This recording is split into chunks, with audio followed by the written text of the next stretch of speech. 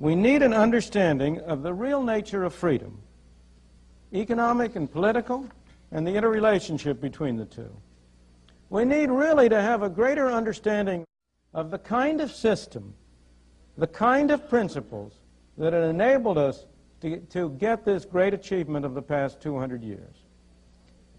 We need to understand how it is that a free market works to enable millions of people to cooperate peacefully together. I know no better way to bring this out than by a very simple example that I owe to an old friend of mine, Leonard Reed, who once wrote a little article called "I the Pencil." This is the only prop I have for this TV show. As you can see, it's a plain yellow pencil.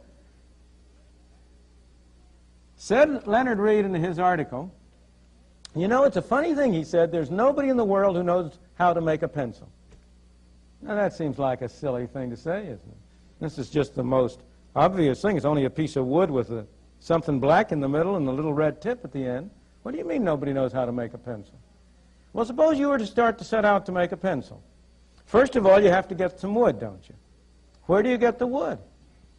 You have to go to the Pacific Northwest, probably, and cut down some trees. How do you cut down some trees?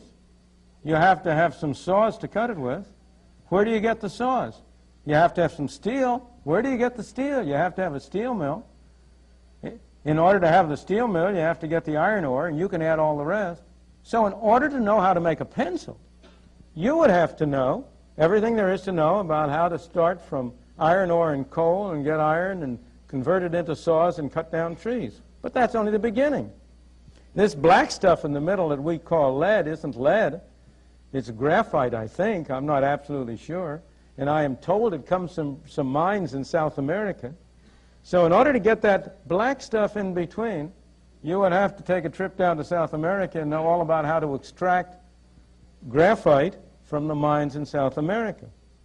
Now this little red tip at the top, that's rubber. Where's it come from? Well, the major source of natural rubber is Malaya. That's quite another distance. And I don't know how many of you know that the rubber tree was not native to Malaysia. It was originally imported into Malaysia by private enterprises trying to make some money, and they transplanted it from somewhere in South America. I think it was Brazil, but I don't guarantee that. And they brought it over into Malaysia and established the plantations there and got this rubber. So somehow or other, in order to make a pencil, you'd have to know about the rubber.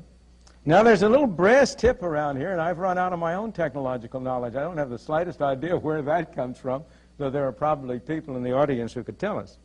Nobody knows how to make a pencil. But the miracle of this pencil isn't that nobody knows how to make it. The miracle of the pencil is, how did it get made? Who told that fellow over in Malaya to tap his tree and send a little bit of rubber over here to put at the end of this pencil so I could have a pencil in my hand? What's happened? What is it that has enabled this little elementary transaction to take place? I'm not sure what the price of this thing is nowadays. These things change so fast. When I first started hearing about this story, it was a nickel pencil, but that won't do anymore. It's probably 2 for a quarter or 15 cents apiece.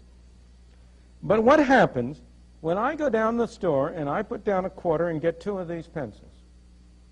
I am trading with thousands of people all over the world, people in Washington State who are cutting down trees, people in South America, people over in Malaya. I'm making a deal with them. I'm saying to them indirectly, I'll give you 2 minutes of talk for 2 of these pencils.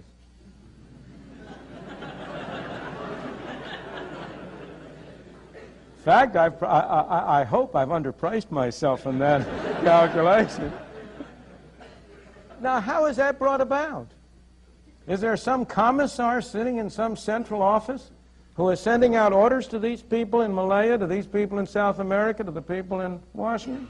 How is it that they are led to cooperate with one another? That's the miracle of the price system.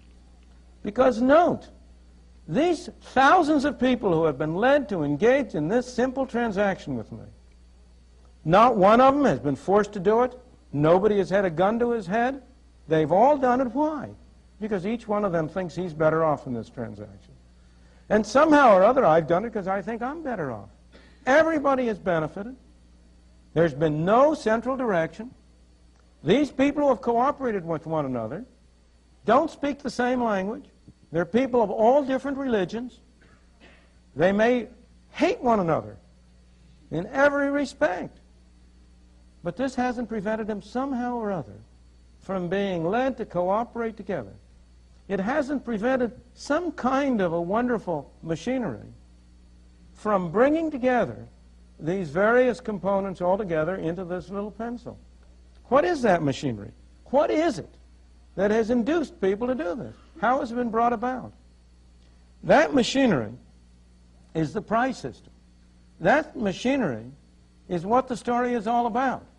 That machinery is what enabled the United States to develop as it did. Because it's this price system which has the great virtue that it doesn't require any central direction. It doesn't require any commissars. It doesn't require people to be able to talk the same language. It doesn't require people to be of the same religion. In fact, the beauty of the price system is that when you buy this pencil, you have no idea the religion of the people who went into it, whose work went into it. When you buy your daily bread, you don't know whether the wheat was grown by a black man or a white man, by a Chinaman or an Indian or anybody else. And as a result, the price system enables you to have cooperation among millions of people peacefully, cooperating on one little phase of their life, while each one goes about his own business in respect of everything else. It works so well, it works so efficiently, that ordinarily we're not aware of it. It's like your car. It never occurs to you what a complicated business it is until 3 o'clock in the morning on a dark road it stops functioning. And then you suddenly realize it's a complicated mechanism. And it's the same way with the price system. So long as it is working, so long as it's operating, so long as it's bringing people together, it doesn't even occur to you that it's this kind of a complicated mechanism. How is it that it achieves this bringing of people together? Fundamentally, at bottom, the essential idea of the price mechanism is that both parties to a transaction can benefit, provided it is voluntary and not coerced. There's this terrible tendency, and most economic fallacies derive from that tendency, to think of everything as what the game theorists have come to call a zero-sum game, to think there's a fixed pie. And if I get more, you must get less. If somebody was able to make a fortune for himself, he must have done it by grinding under his heel the poor people, because the pie is fixed and he takes a bigger part. The great insight behind the free market, the great insight of Adam Smith's great book, The Wealth of Nations, was that it is not a zero-sum game, that it is possible for both people to a transaction to benefit, and that this insight can be used to organize people's activities over a very wide area.